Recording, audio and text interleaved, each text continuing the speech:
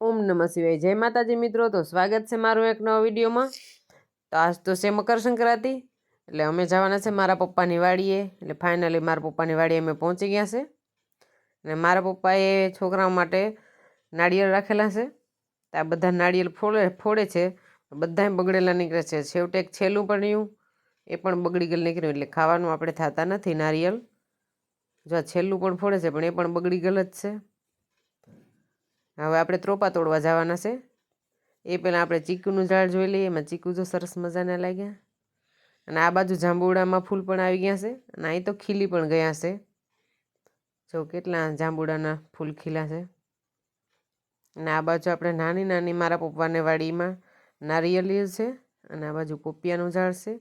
અને આ બાજુ મોટી નારિયેળી છે, એમાંથી આપણે ત્રોપા પાડવાના છે. નારિયેળ તો આપણે મળ્યા જ નથી, એટલે આપણે ત્રોપા પીવાના છે.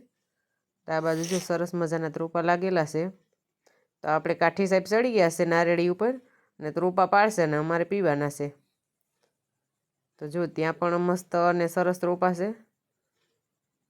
ત્રોપા ઉપર નારળી ઉપર ચડી ગયા અને ફાઇનલ એક લૂંગ પાડી જ નાખી.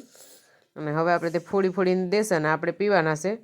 અને અમે એક જુગાડ કર્યો છે કે પોપિયાના પાનમાંથી આપણે નળી બનાવવાની છે. એટલે નળી આપણે બનાવી લઈએ અને આપણે નળીએથી ત્રોપા પીવાના છે. અને જે સિટીમાં અને જે ત્રોપા પીએ છે એ બધી રસની નળીએ પીએ, આપણે આ નળી બનાવવાની છે. જો તમે પણ આવું કંઈ ક્યારેય પણ કર્યું હોય તો કોમેન્ટ કરીને મને કહેજો. અને મારો વિડીયો ગમ્યો હોય તો લાઇક, શેર અને કોમેન્ટ કરી દેજો. અને નવા હોય તો સબસ્ક્રાઈબ કરી દેજો. ફાઇનલી અમે ત્રોપા પી લીધા છે.